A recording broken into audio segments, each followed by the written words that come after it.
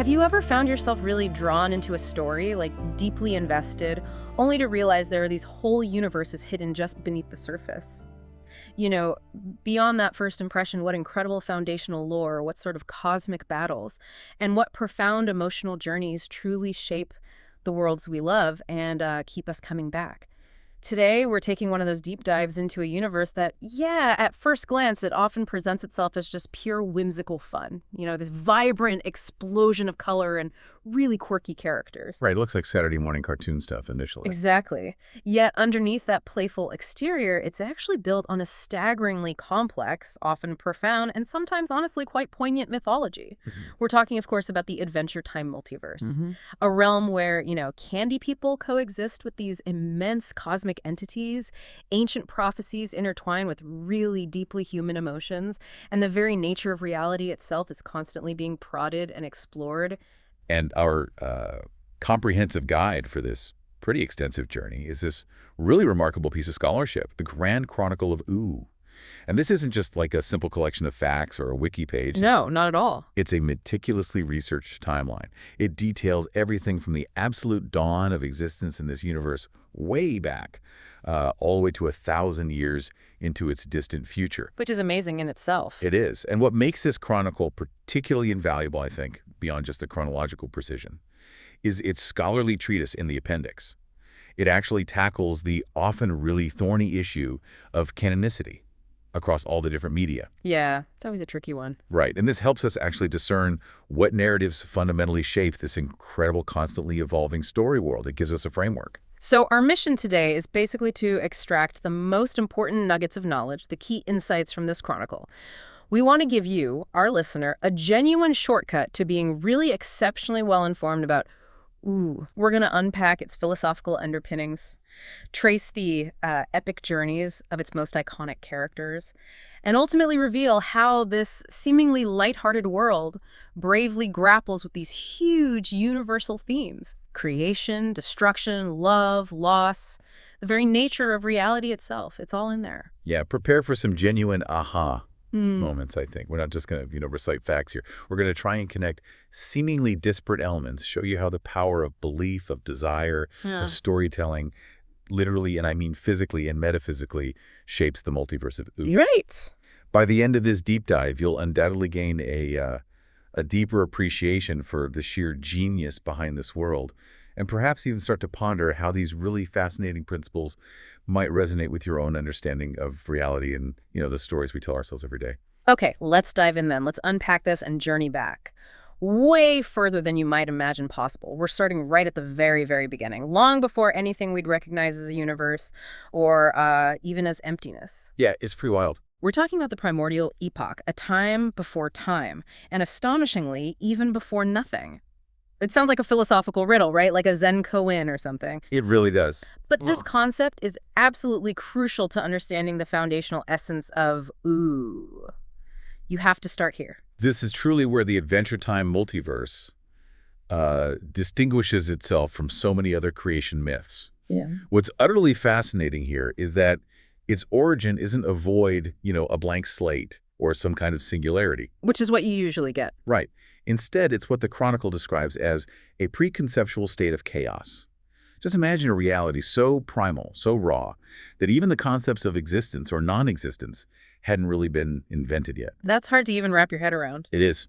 The Lich, who's one of the multiverse's most chilling and ancient figures, he articulates this perfectly with his truly unsettling quote: "Before there was time, before there was anything, there was nothing.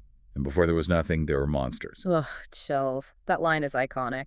It really is. It paints this picture of something incredibly old, incredibly vast, and just utterly indifferent to what we might call order.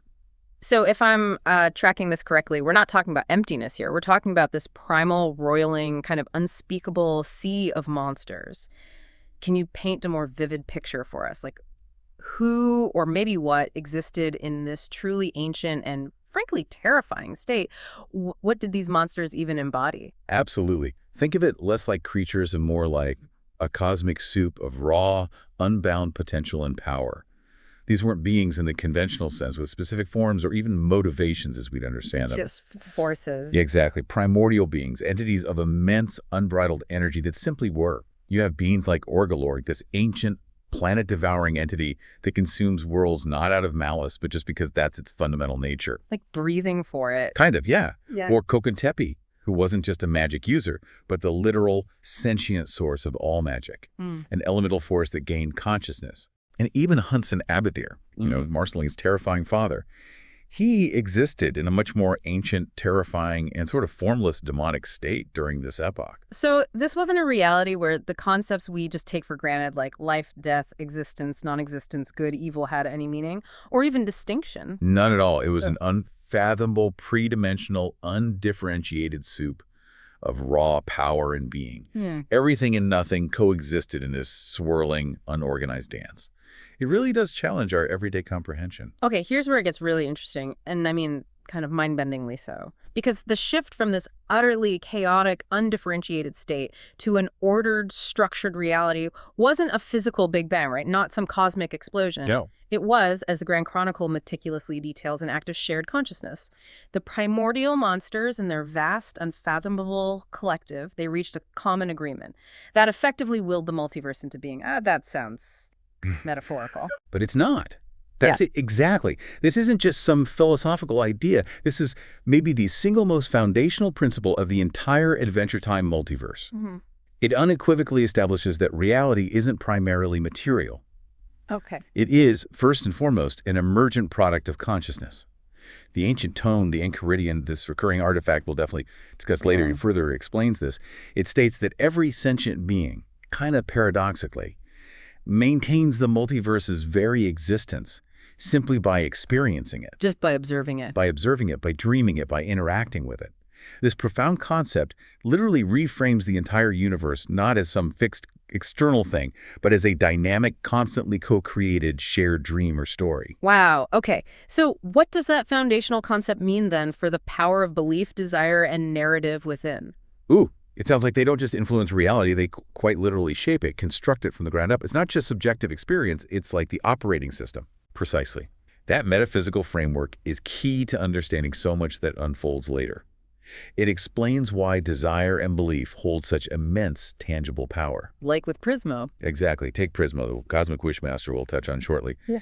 His very existence, his ability to manipulate reality, it's directly powered by the dreams of an old man sleeping just outside his time room. That's such a wild detail. It is. Or think about Princess Bubblegum, who we'll delve into more deeply. Yeah. She didn't just build the Candy Kingdom, she literally created it. Yeah. She willed an entire civilization into being through this act of sheer scientific ambition and imaginative will. She essentially dreamed a sentient society into existence.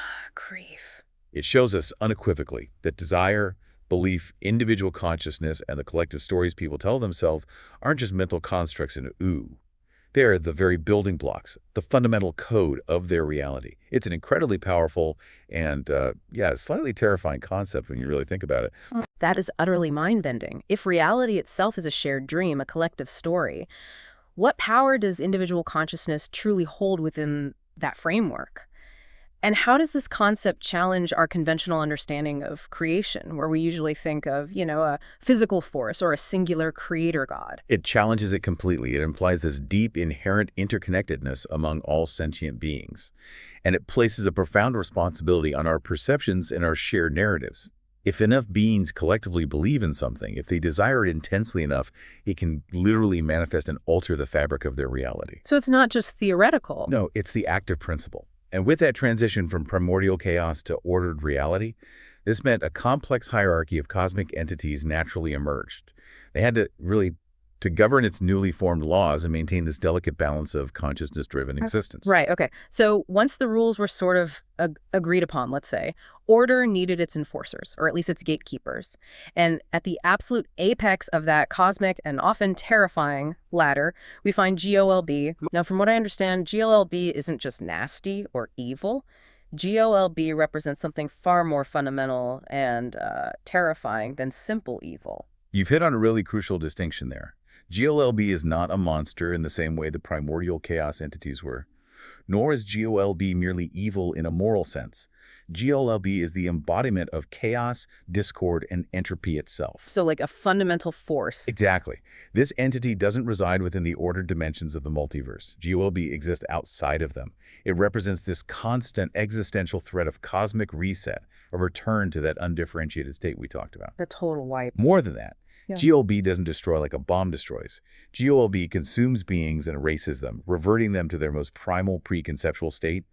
This is beyond even the most powerful magic, beyond time, beyond memory. Wow. To face GOLB is to face the ultimate unmaking, the erasure of your very essence from all of reality, including the collective consciousness that gives it form, is an absolute existential horror. That's a truly chilling thought. To be unmade, not just killed. So, if GOLB is the embodiment of unmaking and entropy, what about the forces of creation and desire within this cosmic hierarchy?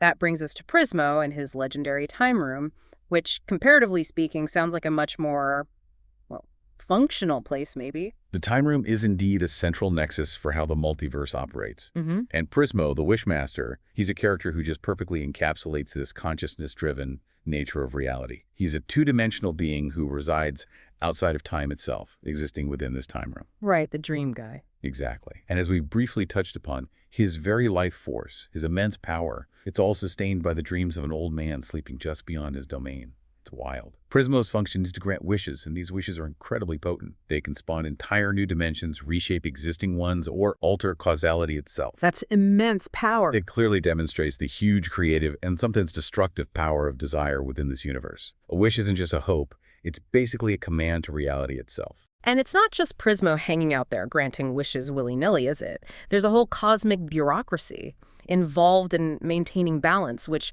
for such grand cosmic entities seems almost, well, mundane. It's a fascinating touch of the absurd, isn't it? What's remarkable here is that even these fundamental forces of creation and reality bending operate under a system of oversight. Prismo's actions, his wish granting, they aren't arbitrary. They're audited by the Scarab. The Scarab, okay. Who's a higher-ranking cosmic bureaucrat. The Scarab, in turn, reports to a supervisor named Orbo. And all of them, believe it or not, are apparently on the payroll of this mysterious, unseen, ultimate authority referred to simply as the boss. Get out, a cosmic boss. Yep. It suggests this truly vast, complex, celestial bureaucracy that governs even the most fundamental forces of the multiverse. It ensures that the fabric of reality, however flexible it is, doesn't just unravel completely. It's not just raw cosmic power. There's a system, a chain of command, paperwork probably. That sounds almost like a cosmic HR department or something. We also have personified entities for life and death, which I find incredibly poetic for a universe built on consciousness. It almost suggests this deep, necessary relationship between them. That's a keen observation. Mm-hmm. Life and death aren't just abstract concepts here. They are powerful, personified entities. They manage the flow of souls through the various dead worlds, which are depicted as this structured, multi-layered afterlife system. Okay. And what adds to the poetic nature, as you say, is their romantic relationship. They have this deeply entwined bond that hints at a profound, fundamental balance and interdependence between the forces of creation and cessation. So they're not enemies. No, it suggests these aren't opposing forces locked in eternal conflict, but rather two sides of the same cosmic coin, essential to the cyclical nature of existence in this reality. Their love, in a way, ensures the system functions properly. And then there are the catalyst comets. These aren't just random space rocks hitting Earth occasionally, are they? They sound more like pre-programmed agents of change. Far from random, yeah. The catalyst comets are a cyclical, seemingly preordained cosmic event. They strike Earth with remarkable regularity, about every 1,000 years. Each comet is distinguishable by its specific color, green, blue, or purple. Right, I remember those. And each one brings with it an agent of change. These agents aren't just passengers. They are powerful entities or essences that are reincarnated upon impact. They're destined to become highly influential figures in Earth's history, often reshaping the world in profound ways. This cycle of destruction, rebirth, and profound influence is deeply woven into Earth's history, acting as this recurring cosmic intervention that predates anything we recognize as modern civilization. It's like the universe's own recurring storyline, constantly introducing new protagonists or maybe antagonists. Something like that, yeah. Always shaking things up. So, taking all this in for our first part of the deep dive, What does this intricate web of primordial chaos, shared consciousness, and cosmic bureaucracy ultimately tell us about the nature of Ooo and its fundamental rules? Well, if we connect all these elements to the bigger picture, it really underscores how these diverse entities, from the primordial essence of GLB to the purposeful cycle of the catalyst comets, represent the fundamental forces and structures of this consciousness-based multiverse. They embody everything. They embody creation, destruction, order, chaos, all interconnected and continually shaping existence, often through the very thoughts, desires, and collective beliefs of its inhabitants. The profound insight here, I think, is that Ooo is not just a stage for adventure. It's a living, thinking universe that quite literally thinks itself into being. Every decision, every significant belief sends ripples through its very fabric. It's a testament to the power of shared narrative. That's a truly foundational understanding. It completely reshapes how we perceive every subsequent event. Okay, let's fast forward a bit from that primordial chaos to a world we might actually recognize, at least, superficially. We're moving into part 2, the antecedent world. This chronicles the age of humanity, roughly spanning 65 BMB to 1 BMB, that's before Mushroom Bomb, with the cataclysm itself being year 0. Right. This era describes a world remarkably similar to our own pre-apocalypse. It was a place where magic, though it existed in the deep background, was largely dormant, unrecognized. This allowed human civilization, in its modern technological form, to flourish. Like our world now, basically. Pretty much. And the BMB dating system is crucial here. It gives us that clear demarcation. Year 0 marks the moment the world irrevocably changed. It's a subtle but important detail that really shows the scale of that event. So what you're asking us to do is imagine a familiar Earth, our Earth, but one with this hidden magical past and a looming, inescapable destiny. It sets the stage for everything that follows, putting the bizarre transformation of Ooo into context. Exactly. It's essential context for understanding the characters and events to come, and it makes the eventual mutation of the world far more impactful. And among the most significant figures of this relatively peaceful yet tragically doomed era is Simon Petrikov. Simon Petrikov, who we know will tragically become the Ice King. He was a brilliant, but crucially, often overlooked antiquarian with a PhD, born around 45 BMB. Tell us more about his life before the crown. What's genuinely fascinating and ultimately tragic about Simon's professional life is how it set him up for his devastating fate. He dedicated his entire academic career to studying ancient magical artifacts. He even lectured on items like the Enchiridion, that ancient tome we discussed, the literal instruction manual for the multiverse. Which nobody believed in. Exactly. He lectured on it in a world that had largely dismissed such things as myth or just historical curiosities. His esoteric pursuits were met with skepticism, sometimes outright ridicule, and this led to a profound sense of professional unfulfillment. That's sad. He was a tragic figure, really, a true visionary ahead of his time, whose profound knowledge of the unseen world was undervalued until it was far, far too late.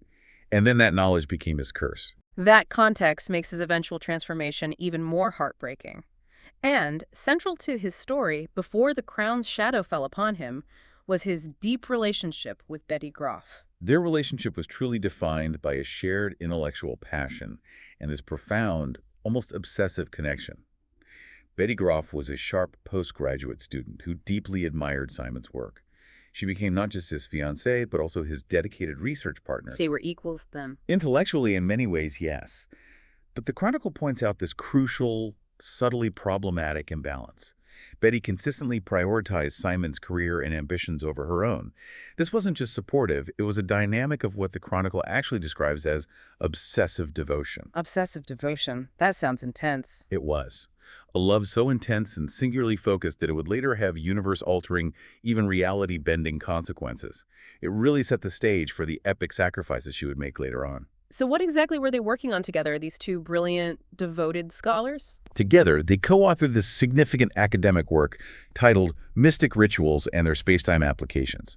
It was a book filled with ancient spells, theories, forgotten magical practices. Oh. But the true, potent power of these spells wouldn't be unlocked, couldn't even be fully grasped until after the world's cataclysmic end. After the Great Mushroom War, it was like this dormant seed of magic, just waiting for the right conditions to bloom. How does this early dynamic between Simon and Betty foreshadow the epic sacrifices and transformations that are yet to come? What insights can we glean from this seemingly idyllic, pre-apocalyptic love story? Well, it clearly establishes Betty's deep, almost singular focus on Simon. Her obsessive devotion isn't just a character trait, it's a foundational motivation for her. It hints at the almost inconceivable lengths she would go to protect him, to restore him, to save him. Everything she does later stems from this. Pretty much. It tells us this isn't merely a love story in a whimsical world. It's the bedrock for her later, truly universe-altering choices, all stemming from this intense, devoted bond that transcends sanity, time, and even the laws of physics. Their love story is, in many ways, the emotional core around which the fate of Ooo will ultimately revolve. And then came the crown of Evergreen, the artifact that didn't just change Simon's life, but irrevocably altered the course of Oo's history. Simon found it during an archaeological trip to northern Scandinavia, buying it for, like, nothing from a dock worker. It sounds so innocuous, just a simple curiosity. That's the tragic irony, isn't it? Unbeknownst to Simon, that seemingly innocuous purchase was this incredibly powerful magical artifact with a truly ancient lineage. It had been created millennia prior by an ice elemental named Evergreen. Evergreen, right. Who had forged it with immense power in a desperate attempt to stop an incoming catalyst comet, one of those agents of change we discussed earlier. Yeah. But here's the crucial detail. The crown wasn't just imbued with Evergreen's power. It was also imprinted with the deepest, most potent wish of Evergreen's assistant, this small, unassuming creature named Gunther. Gunther, of course. And Gunther's wish was simply to be like his powerful master. This simple, intense wish of an acolyte became the crown's default programming, the very essence of its curse. So it wasn't just any crown with raw magical power. It carried a very specific, deeply ingrained wish, like a psychological imprint. And when Simon, maybe playfully, maybe dismissively, put it on, what happened next was the true beginning of the tragedy. That was the pivotal, calamitous moment, the moment that ignited his destiny. The ancient magic, amplified by Gunther's deep-seated wish, just surged to life.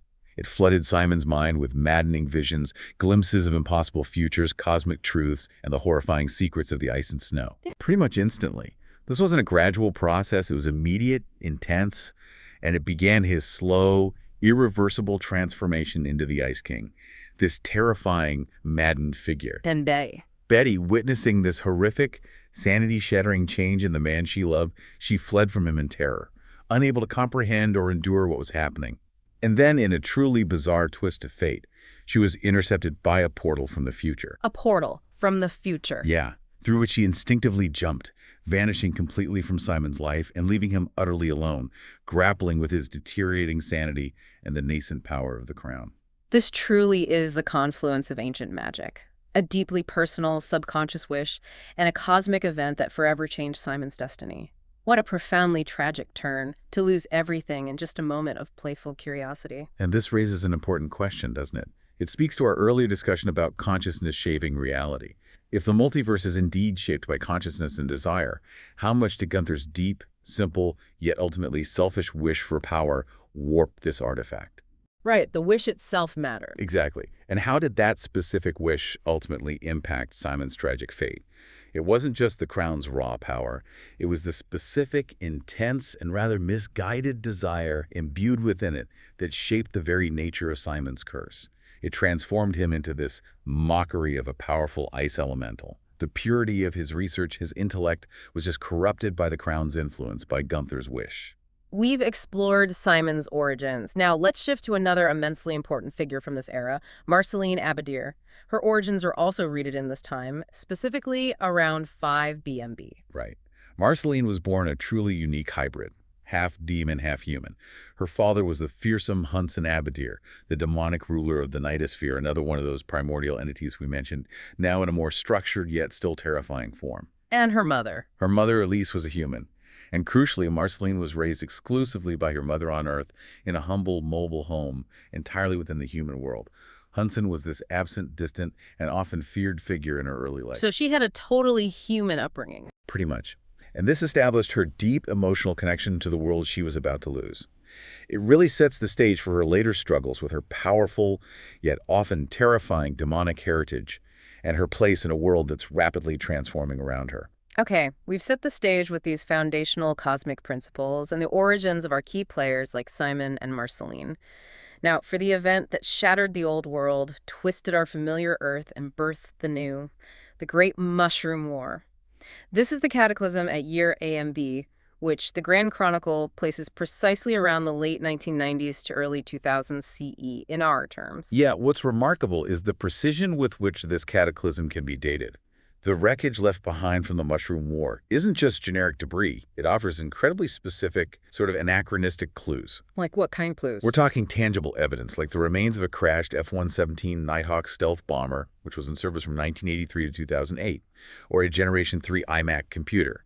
You know, the iconic one with its colorful, translucent casing, which first came out in 1998. Wow, that's specific. Exactly. Even Simon Petrikov's pop culture references, like his often mumbled allusions to the sitcom Cheers, which aired from 82 to 93, they collectively place this devastating global war squarely in that late 1990s to early 2000s timeframe. It's a deliberate choice by the creators, I think, to ground this fantastical world in a very specific, recognizable past. So, Ooo isn't just some fantasy land that popped up out of nowhere, totally disconnected from our reality. It's literally built on the scattered, mutated remnants of our modern world. And the apocalypse didn't just erase everything, it fundamentally twisted and mutated it. This is a truly crucial distinction, I think, one that informs the entire aesthetic and tone of Ooo. The Land of Ooo is explicitly built on the ruins of a globalized, late-stage capitalist and early internet-era society. That's a very specific description. It is. And what does this profoundly imply?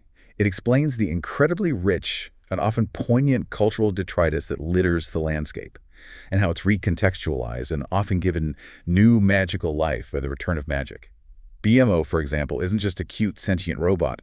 BMO is a sentient Game Boy, an artifact of a bygone era. Right. The Candy Kingdom isn't some generic fantasy realm. It's a society literally constructed from the processed sugar and molecular structure of junk food, the discarded sugary remnants of the old world.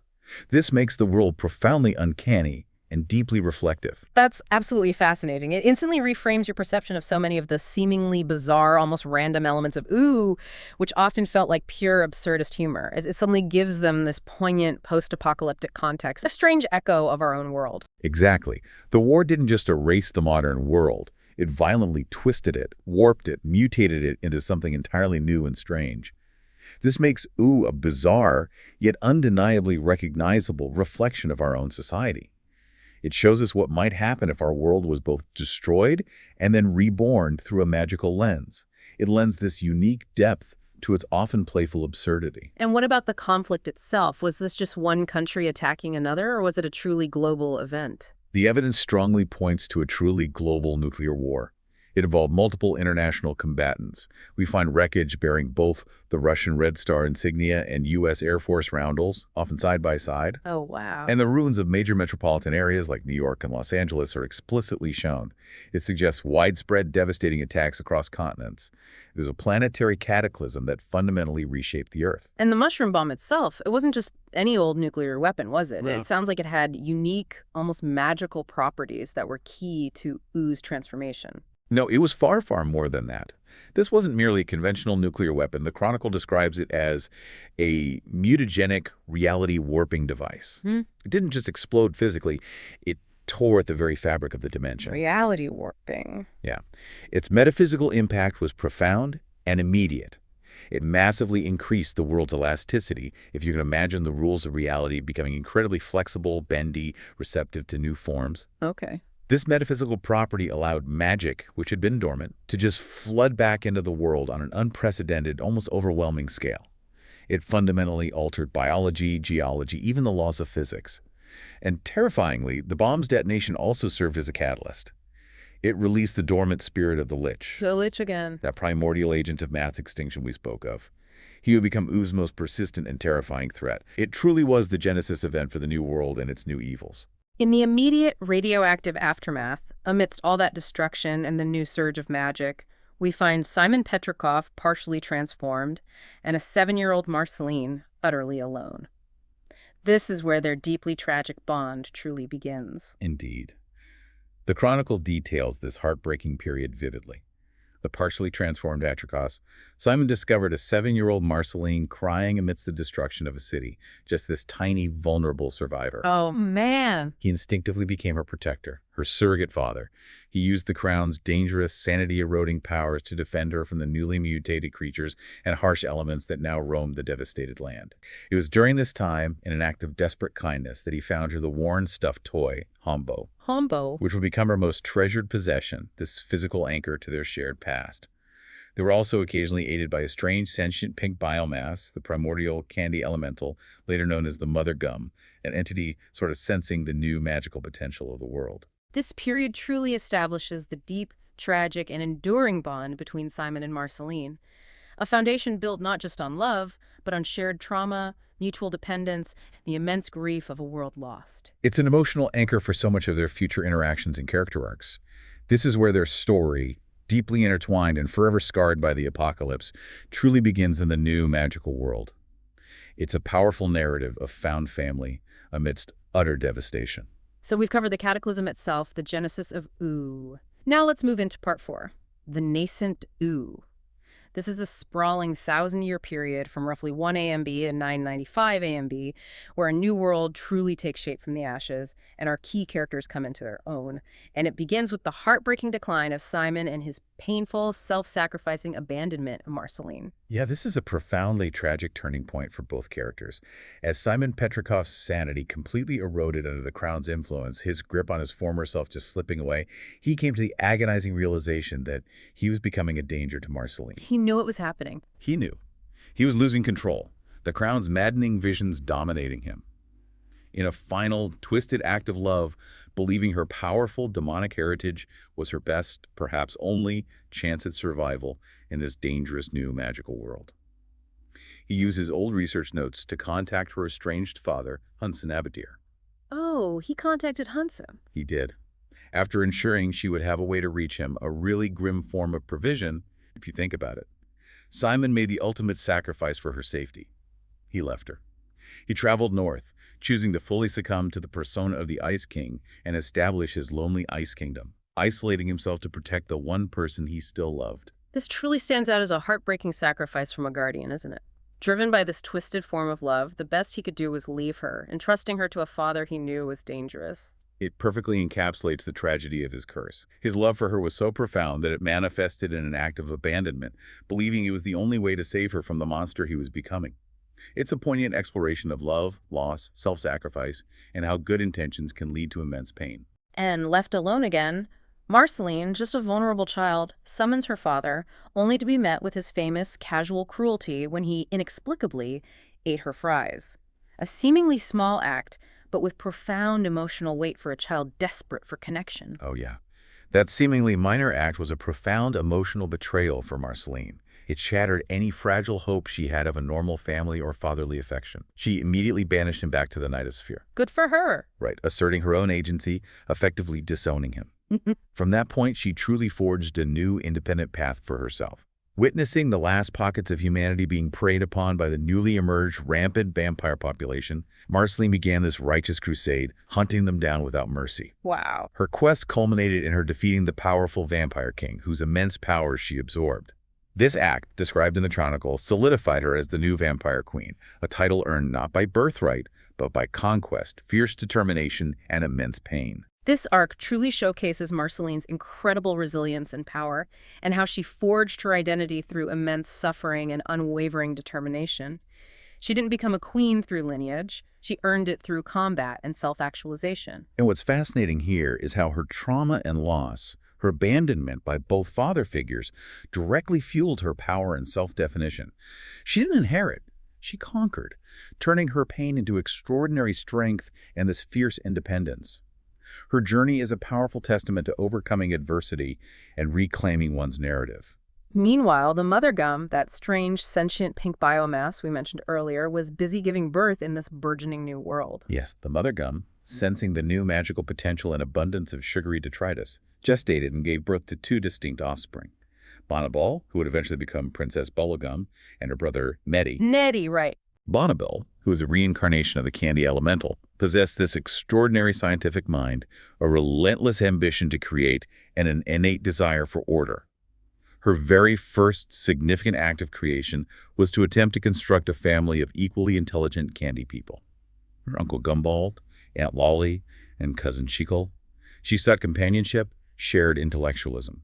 But this attempt at creating a perfect, intelligent candy family went drastically awry, leading to what the Grand Chronicle refers to as the Candy Kingdom's original sin. Indeed. It's a foundational trauma for Princess Bubblegum. Her initial creations, her own family, were too much like her, too ambitious. Their own desires led Gumbold, Lolly, and Chickle to conspire against her, attempting a coup for control of this nascent kingdom. Oh, wow. After thwarting their rebellion, which she did through her scientific brilliance, she made a foundational and deeply fateful decision. In a moment of fear and betrayal, she resolved that her future subjects would be dumb and docile, incapable of independent thought or, more importantly, of betraying her again. She transformed her family into simple, non-threatening candy beings. So this act established her as a benevolent yet deeply paternalistic and controlling ruler. Her obsession with surveillance, safety, and absolute control, which defines so much of her character throughout the series, is rooted in this foundational trauma. This political compromise she made between absolute safety and genuine freedom for her citizens. Exactly. This reveals the darker, more complex, and often morally ambiguous side of Princess Bubblegum. It explains her core motivations, her seemingly contradictory blend of scientific brilliance and sometimes ruthless control, and her fundamental flaws. Her intense desire for order and safety stems directly from this deeply personal betrayal, making her a much more nuanced and sometimes sympathetic character than she might appear on the surface. Right. She made a choice she believed was necessary for survival and stability, but at a profound cost to the agency of her subjects. How does this twist on a good ruler make you reconsider her actions throughout the series? It paints her in a much more morally gray light, doesn't it? It feels like a very adult, ethical dilemma within a children's cartoon. It absolutely does, and that's part of the genius of Adventure Time, I think. It shows that even benevolent leaders, driven by good intentions and personal trauma, can make morally questionable decisions. They can sacrifice the freedom and autonomy of their people for perceived safety and order. Yeah. This raises a crucial question that resonates beyond, what extent of control is acceptable for the greater good? And at what point does protection become oppression? It's a powerful commentary on governance itself. And as Ooo was being reshaped by magic and new powers, with kingdoms rising and characters transforming, the last humans were making their escape from the mainland. Yes, the remnants of humanity, facing an increasingly hostile, magic-saturated, and dangerous continent of Ooo, made a collective decision to flee, led by a resourceful woman named Minerva. Minerva, Finn's mom, later on. Right.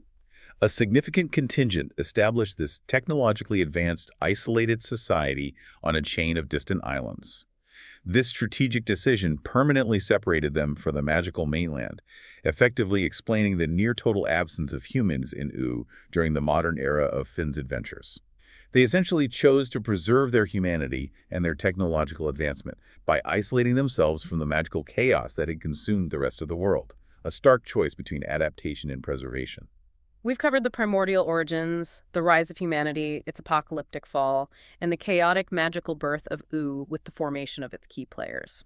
Now we arrive at Part V, the Age of Heroes, the saga of Finn and Jake, covering roughly 996 AMB to 1004 AMB.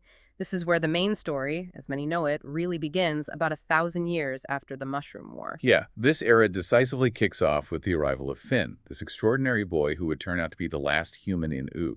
And as we learned earlier, he's also revealed to be the reincarnation of the Blue Catalyst Comet, destined to be an agent of change. Right, the comet connected. Discovered as a baby, he was adopted by this loving family of magical dogs, raised alongside their biological son, Jake. These two became inseparable, not just as adoptive brothers, but as best friends. They eventually evolved into the greatest heroes the Land of Ooo has ever known, driven by this pure desire to help people. Their early adventures truly set the stage for the world, defining their roles and introducing the core conflicts. Indeed. They quickly established themselves as eager heroes for hire, taking on quests, fighting monsters, solving problems across the land. Right. Key early events include Finn acquiring the legendary Hero's Handbook, the Enchiridion, that ancient tome detailing the multiverse's nature, solidifying his hero identity. He also formed this complex, evolving friendship with Marceline the Vampire Queen, a bond that transcended their initial differences, and developed a long-standing, often unrequited crush on Princess Bubblegum. Crucially, it was during these early adventures that they learned of the Lich, The big bad. that ancient evil, imprisoned in amber within the Candy Kingdom's castle, just this ticking time bomb waiting to be unleashed. The Lich saga quickly emerged as a central multiversal threat, raising the stakes far beyond Ooo itself. Absolutely. The Lich is accidentally released from his prison, often through Finn's unwitting involvement, and immediately becomes the central, truly terrifying antagonist of the series. His relentless campaign isn't just about conquering Ooo or gaining power. His chilling, singular goal is to extinguish all life in the multiverse. Just everything. Everything. He is the ultimate nihilist. Key events include his chilling possession of that snail that appears in nearly every episode, this subtle, terrifying recurring motif just watching from the background. That snail.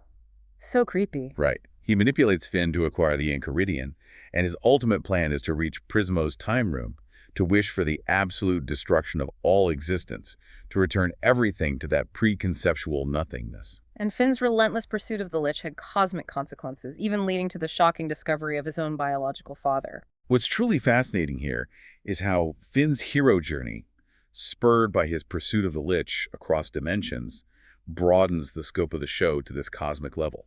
This pursuit leads to the creation of the Citadel, a cosmic prison for the multiverse's most dangerous criminals. Right, the Citadel. And it is there, amidst these interdimensional villains, that Finn makes the shocking and deeply personal discovery that his biological human father, Martin Mertens, is one of its prisoners. Martin. Oh, boy. A roguish, self-serving figure who couldn't be further from Finn's heroic ideals. The Lich represents a fundamental cosmic evil, but Finn's confrontation with him ultimately brings him face-to-face with his own origins and the immense stakes of existence itself, pulling him into a much larger multiversal conflict he never imagined. Moving from these grand cosmic battles to more personal yet equally significant growth, Finn's relationship with Flame Princess was a huge part of his development as a character, wasn't it? It was absolutely pivotal. After experiencing rejection and confusion from Princess Bubblegum, Finn enters into this passionate but incredibly volatile relationship with Flame Princess, the elemental ruler of the Fire Kingdom. Fire and ice, metaphorically. Pretty much. This relationship, fraught with literal and emotional fire, forces Finn to confront his own emotional immaturity, his sometimes simplistic view of good and evil, and at times, his manipulative tendencies when he tries to control her volatile nature. Yeah, he messed up there sometime. He did. Its eventual, painful, and very public end marks a significant point in his development. It transforms him from a simplistic black-and-white hero into a more complex, flawed, and emotionally intelligent individual who understands the nuances of emotion, empathy, and the messiness of real relationships. He learns that heroism isn't just about fighting monsters, it's about navigating the challenges within himself. It's remarkable how Finn's journey, even amidst elemental princesses and cosmic threats, mirrors the universal human experience of confronting your own emotional blind spots and learning from the messiness of real relationships. It really grounds the fantastic in the relatable. Precisely. It highlights the creator's genius in grounding Finn's hero journey in relatable human experience, despite the magical and absurd backdrop. This makes his growth, his triumphs, and his failures all the more resonant for the audience. Now, here's a detail I love, showing how seriously the creators took their lore and how they saw the narrative expanding. A video game is considered canonical to the timeline. We're talking about Adventure Time, Explore the Dungeon, because I don't know. Yeah. What's truly fascinating here, and quite a testament to the franchise's unique approach to storytelling, is that this specific game is indeed considered canonical, which is not common for tie-in media. Not at all. It's canonical due to the direct story involvement of series creator Pendleton Ward, who explicitly stated its ending contained a big reveal for the show's lore. And the game's narrative revealed crucial information that was later integrated and supported by the main series. Like what? Including the confirmation that Princess Bubblegum is, in fact, 827 years old, a detail that deepens her character, and that her parents were, in fact, the collective consciousness of the primordial Mother Gum. Wow, okay. This highlights how storytelling can expand across different media, provided there's direct foundational creative oversight and seamless integration into the primary narrative. It's a fantastic example of a multimedia universe done right. That's a great point about creator involvement. Makes all the difference. The show then moved into a series of mini-series arcs that really expanded the world and characters in significant ways, deepening our understanding. Stakes, for example, delved extensively into Marceline's tumultuous past. Stakes, yeah, which comprised 8 episodes in Season 7, was a profound exploration of Marceline's character. It explored her existential weariness of her incredibly long, immortal life as a vampire. She enlists Princess Bubblegum to remarkably cure her of vampirism. Which seemed like a huge deal. It is, but the procedure goes catastrophically wrong. It accidentally unleashes the spirits of the 5 ancient, immensely powerful vampires she slew centuries ago. Oh, no. So to save Ooo from these resurrected threats, Marceline is forced to hunt them down again. She confronts her traumatic past, her origins, and ultimately re-embraces her vampiric identity, not as a curse, but as a necessary strength to protect her home and friends. It was a deep dive into her personal history, her struggles with identity, and her ultimate acceptance of who she truly is. Then Islands, in Season 8, took Finn on a deeply personal quest, finally answering the question of his human origins. Islands revealed one of the show's biggest mysteries. Finn wasn't the absolute last human. A mysterious ancient craft leads him. Jake, BMO, and Susan Strong, remember her, Susan Strong. leads them across the vast ocean to the Founders Islands, the isolated colony of human survivors. There, Finn is emotionally reunited with his biological mother, Minerva, who is now a digitized consciousness uploaded to a network of helper robots, basically acting as a benevolent yet controlling AI for the Islanders. That's wild. He confronts the sterile, overly protective, and controlling nature of this last bastion of humanity. Though he ultimately fails to convince them all to return to the wild, magical world of Ooo, he does manage to bring a small group of more adventurous settlers back to the mainland, slowly diversifying the human population there. And Elements, in Season 9, showed Ooo dramatically transformed once again, creating new elemental kingdoms. Right. Upon their return from the Founders Islands, Finn and Jake discover that Ooo has been catastrophically transformed. In their absence, Patient St. Pim's well-intentioned but misguided plan to empower the world's elementals went terribly awry. Patience. Yeah, trouble usually follows her. Pretty much. This resulted in Princess Bubblegum as the candy elemental, Slime Princess, Slime, and Flame Princess, Fire, being transformed into godlike tyrants who, under the influence of their elemental powers, terraformed the entire continent into 4 hostile, distinct elemental kingdoms. Total chaos. Total chaos.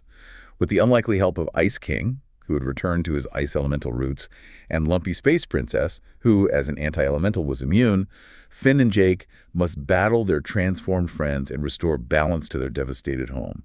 It was an epic, visually stunning clash of powers. These miniseries sound like they really delved deeply into character backstories, vastly expanded the world's lore, and explored profound themes of identity, humanity, environmental transformation. They truly broadened the scope and emotional depth of the entire saga. And this raises an important question for us, I think. How do these deep dives into the past, into character origins, and into alternate realities contribute to the overall richness and complexity of the main narrative? They're not just side stories, right? No, they feel essential. They are absolutely essential pieces of character development and world building that retroactively enrich our understanding of everything that came before and everything that would follow. They show the creator's willingness to explore their universe from every single angle. Finally, this era, the Age of Heroes, culminates in the Great Gum War and the original series finale, bringing together all the threads that have been meticulously woven throughout the years. Right. The final arc of the original series begins with the long-awaited, vengeful return of Princess Bubblegum's uncle, Gumbald. Remember him? The transformed candy person from her initial creations. Gumbald, yeah. Back for revenge. His desire for revenge quickly escalates into a full-scale, devastating conflict between his technologically advanced city of Gumbaldia and the Candy Kingdom. But just as these two massive armies are preparing to clash, the ultimate cosmic entity, GOLB, is summoned to Ooo. GOLB appears, threatening to erase all of existence, reduce everything back to that preconceptual chaos, the ultimate stakes. And in this ultimate crisis, Betty Groff returns for a truly profound and deeply heartbreaking sacrifice. Yeah, what's truly fascinating here and so emotionally resonant is Betty Groff performing what the Grand Chronicle calls the ultimate act of obsessive love. In a desperate confrontation with GOLB, she sacrifices her own being, merging with the entity to gain unimaginable power. Merging with GOLB. Merging with GOLB. Her sole overwhelming purpose in this transformation is to gain the power to keep Simon safe, fulfilling that promise of obsessive devotion that defined their relationship centuries ago. The war is dramatically averted, but at its immense personal cost. Wow. The series then concludes with BMO singing the poignant time adventure, this beautiful montage showing the character's future, culminating in a glimpse of Ooo, 1,000 years later, where the extraordinary story of Finn and Jake has passed into legend, their adventures now timeless myths. The culmination of personal, political, cosmic conflicts with a deeply emotional yet bittersweet resolution for Simon and Betty. It's a truly powerful and fitting ending to an epic saga, isn't it? And it connects back so perfectly to our very first point about consciousness shaping reality, doesn't it? Mm-hmm. Betty's love, her singular desire to protect Simon, literally transforms a cosmic entity. Her will, her deepest belief, manifests as a new form of power, reshaping not just her own existence, but GLLB's very nature, all to protect the object of her devotion. It's a testament to the raw, transformative power of deep emotion in this universe. We've witnessed the very genesis of the universe, the rise of humanity, its apocalyptic fall, and the subsequent age of heroes. Now we're venturing into part 6, the new era, the period of distant lands and beyond, roughly 1004 AMB onwards. These specials aren't just bonus content, are they? They serve as crucial epilogues, exploring the lives of key characters after the momentous events of the Great Gum War. Yeah, what's truly fascinating here is how these specials provide vital closure and allow for this more mature, reflective expansion on the emotional and spiritual arcs of beloved characters. They evolve beyond the immediate needs of the main series narrative, showing us where their journeys take them in the years, decades, even centuries that follow. Life goes on. Exactly. They prove that life and growth don't stop just because the main story ends. Starting with BMO, which took our favorite little sentient Game Boy on a solo deep space journey, expanding the Adventure Time universe far beyond Ooh. BMO follows the intrepid robot on a truly epic solo deep space journey. After crash landing on this mysterious dying space station called the Drift, BMO becomes this reluctant sheriff and hero to its strange, desperate inhabitants, ultimately saving them from oblivion. Go BMO. Right. This journey of self-discovery and heroism for the smallest hero culminates in BMO's return to Ooo, arriving just in time to see a now-adult Finn and a graying Jake, providing this poignant reunion after years apart. It's a heartwarming testament to BMO's innate goodness and capacity for leadership. Then there's Obsidian, set years later, where Marceline and Princess Bubblegum are living together as a couple, their relationship having matured and solidified. Yeah, this special sees them summoned to the Glass Kingdom, this rigid society built on emotional transparency, to defeat an ancient trauma-feeding dragon. The quest forces Marceline to confront the deep-seated trauma surrounding her mother's death and her long-held feelings of abandonment, something she had suppressed for millennium. That's heavy. It is. Through this journey and the incredible discovery of her mother's last recorded message, Marceline finally finds profound peace and healing. It allows her to move past ancient wounds and fully embrace her happiness with Bubblegum. It's an incredibly moving story of acceptance, self-forgiveness, and the power of love to heal deep scars. Together Again is perhaps the most emotionally resonant for longtime fans of Finn and Jake, providing a definitive conclusion to their legendary brotherhood. Oh, absolutely. What's truly fascinating and deeply satisfying here is that after living a full life and dying of old age, Finn is reunited with his brother Jake in the Dead Worlds, which are revealed as these incredibly vibrant and diverse afterlives. Not just gloom and doom. Not at all. They embark on one final grand adventure together, seeking simultaneous reincarnation so they can continue their journey into their next lives, side by side. Their journey takes them through the various levels of the afterlife, where they confront a new, more sympathetic incarnation of death. A new death. Yep. They ultimately choose to remain together in the highest, most peaceful realm, a place of pure essence, before their next lives begin. This provides a definitive, powerful, and deeply emotional conclusion to their legendary brotherhood, affirming that their bond transcends even death and rebirth. It's about eternal friendship. And even Peppermint Butler, a beloved supporting character, gets his own story in Wizard City, delving into his surprisingly dark and complex background. Wizard City follows Peppermint Butler as he enrolls in wizard school to relearn the dark arts he lost after a cosmic incident. He uncovers this deep conspiracy within the school, demonstrating his innate magical prowess and, perhaps surprisingly, his capacity for heroism. He ultimately solidifies his place within Oo's magical community. It's a fantastic exploration of a beloved supporting character stepping out of the shadows and fully into his own, confirming his unique and powerful magical talents. These Distant Land specials truly provide vital closure and expand on the emotional and spiritual arcs of beloved characters, showing that even after the main story, their journeys continue and deepen in incredibly meaningful ways. And this raises an important question, right, about how our own understanding of character arcs can be enriched by looking at narratives that extend beyond a primary conclusion. These specials allow for more mature, reflective growth.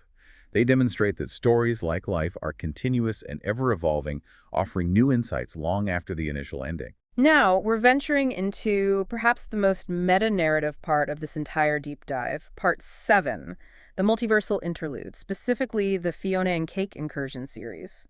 This isn't just another story, it's a profound commentary on storytelling itself and even on the relationship between creators and their audience. Yeah, what's truly fascinating here is how this series functions as a direct, deeply personal sequel for Simon Petrikov. It picks up after he's permanently freed from the Ice King's crown following Betty's sacrifice. Right, so he's just Simon again. He's just Simon again. And he struggles immensely to find his place in the magical world he helped create. He's a man out of time, stripped of his cosmic power, haunted by his past actions, consumed by profound grief over the devastating loss of Betty. His deep existential despair, his fervent desire to reconnect with her, act as this cosmic beacon, this powerful wellspring of psychic energy. And that despair, that raw grief, accidentally pulls his gender-swapped fanfiction characters, Fiona and Cake, from their entirely non-magical, mundane reality into the canonical Ooo universe. That's an incredible twist, bringing fan-created content into the official narrative. This is precisely where the profound meta-commentary on the nature of storytelling truly begins.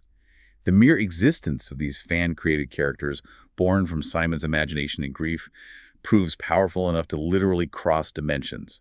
It suggests that stories, even those born from fan passion, possess this potent, almost tangible, reality-shaping force within this consciousness-driven multiverse. It's validating fan work, basically. In a huge way. It's an unprecedented validation. In their arrival, their intrusion from a non-canonical reality triggers a literal multiversal crisis, with cosmic forces moving to correct it.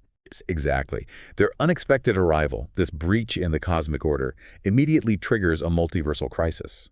The Scarab, that cosmic auditor we discussed earlier, whose job it is to maintain the integrity of the multiverse's canonical fabric, is dispatched to hunt down and erase the non-canon Fiona and Cake. Erase them, wow. Yeah. Yeah. This desperate situation forces Simon, despite his own emotional turmoil, to embark on this perilous journey with them across various dimensions, including worlds completely destroyed by the Lich, even the unsettling land of the dead, all to find a way to save them and legitimize their existence. It's a journey not just for their lives, but for their very right to exist as a story. So this is where the fan-centric concept of canon becomes a literal in-universe metaphysical law, with cosmic entities acting as narrative gatekeepers.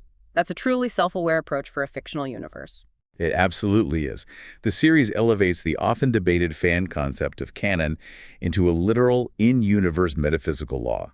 The Scarab's job is to enforce this cosmic order, actively pruning unauthorized realities like a gardener weeding a cosmic plot, ensuring the official narrative remains cohesive. Pruning realities. Right. But the climax of this series is a profound moment.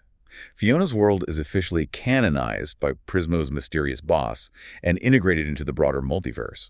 This isn't just a plot resolution, it's a direct, powerful statement on the nature of storytelling itself and the fluid boundaries of reality in this universe. So what does this bold narrative move tell us about the core theme of the Adventure Time multiverse, that consciousness shapes existence? It seems to expand it even further. It deeply reinforces and expands that core theme. It boldly suggests that all stories, including those born from fan creation, those passionately imagined by an audience, possess the inherent potential for reality.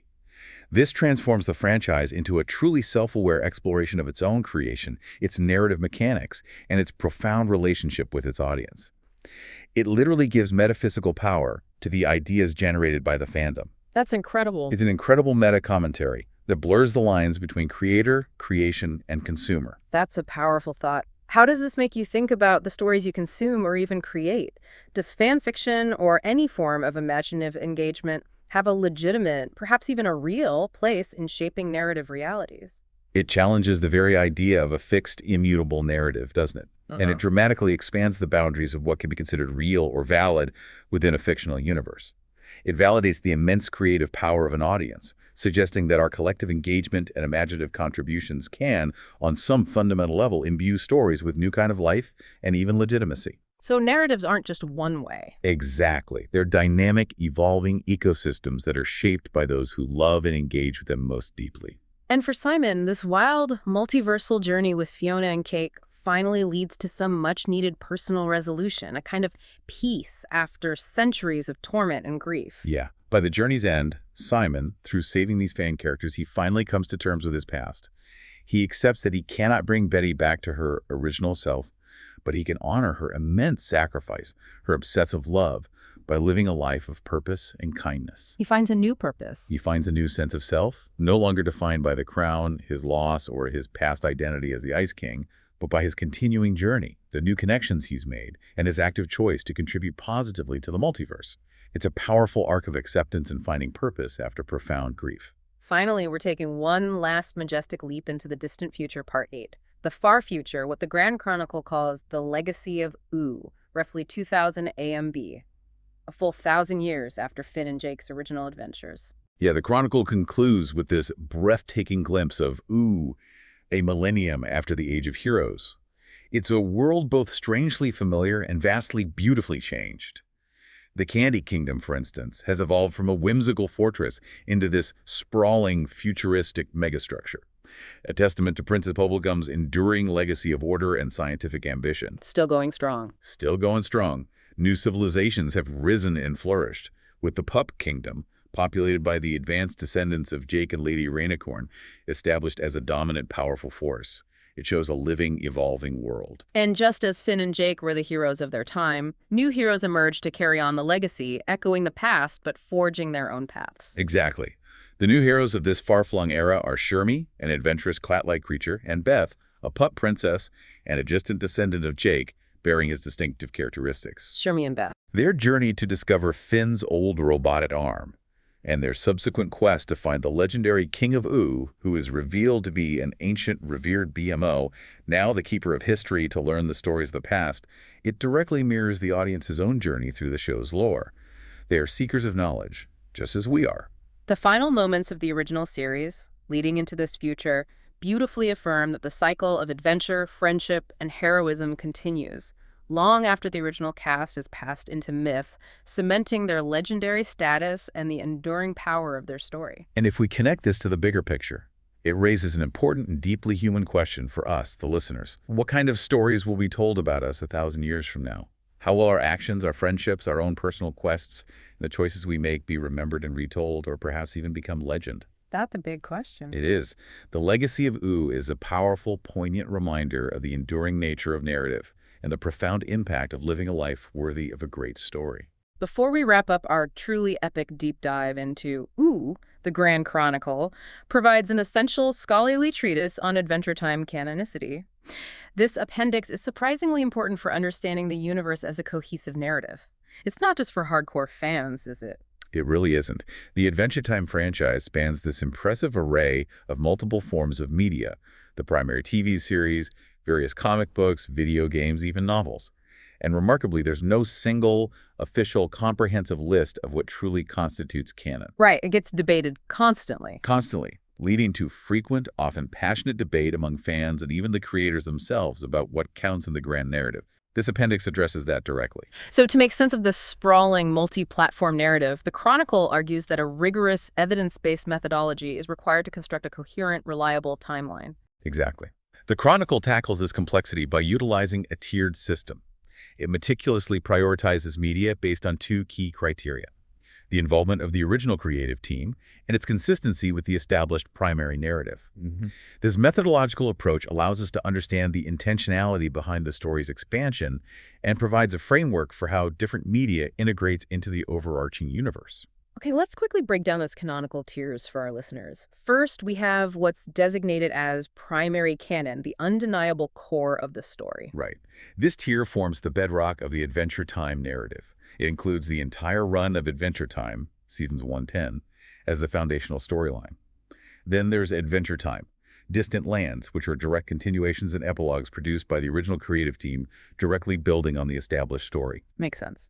And finally, Adventure Time, Fiona and Cake, which is a direct sequel focusing on Simon and a major multiversal expansion of the lore developed by showrunner Adam Muto, ensuring its authenticity and impact on the broader universe. These are the narratives you can trust implicitly. Then we move to secondary canon, which expands the story, but perhaps with slightly less direct creative oversight or foundational weight. Yeah, this tier includes works that are consistent with and often referenced by the primary canon, and typically have significant input from core crew members. Examples include the Enchiridion and Marcy's super-secret scrapbook novel, which provides foundational lore and character insights, Okay. and the Islands graphic novel, which serves as a canonical prequel to the miniseries. Importantly, the video game Adventure Time, Explore a Dungeon, because I don't know, falls here because series creator Pendleton Ward had direct involvement, and its specific lore, like PB's age and the Mother Gum's role, was later supported and integrated into the primary show. It shows how creative intent can transcend medium. And finally, we have tertiary or non-canon, which are stories that exist but not necessarily within the main narrative. Right. These are works that generally operate in a separate continuity, often with frequent contradictions or minimal core team involvement. A prime example is Boom, Studio's main Adventure Time comic series, which showrunner Adam Muto famously described as being as canonical as a Funko Pop. Huh. That's a great line. Isn't it? Other video games, and even some early guest animated episodes, often designated as non-canonical shorts, were primarily for stylistic and narrative experimentation. They exist entirely outside the main, evolving continuity. They're still fun, but they don't shape the core story. So why does canonicity actually matter here in a universe that seems to embrace so much creative freedom? What's the real impact of understanding these distinctions? Well, what's truly fascinating here is that this section is crucial for understanding the intentionality behind the narrative, how different forms of media contribute or don't to the overarching story world. It helps us engage with and critically appreciate shared narratives more deeply. And this raises an important question for you, the listener. Does something being non-canon diminish its value or impact for you? Or does it simply offer an alternate viewpoint, a different flavor of the story you love, without needing to fit into the grand timeline? It's about discerning narrative weight and creative purpose. What a truly incredible journey we've just taken. I mean, from the incomprehensible primordial chaos, the sea of monsters that literally dreamed reality into being, Wild stuff. to the intricate tapestry of humanity's history, magic's explosive return, and then through the sagas of heroes, villains, and ultimately even into the far-flung future. We've even delved into the very meta-narrative of storytelling itself and the fluid nature of canon. Yeah, the deep dive into Ooo truly underscores this profound, overarching idea. The immense reality-shaping power of consciousness, belief, desire, and narrative. It's a universe that doesn't just invite us to watch, it kind of compels us to consider our own role in dreaming the world into being, individually and collectively. You've gained an entirely new lens through which to view this incredible, imaginative world, and perhaps even your own. What does your belief truly shape? How do your deepest desires and the stories you tell yourself, consciously or unconsciously, create the realities around you every single day? It's a powerful question, isn't it? It really is.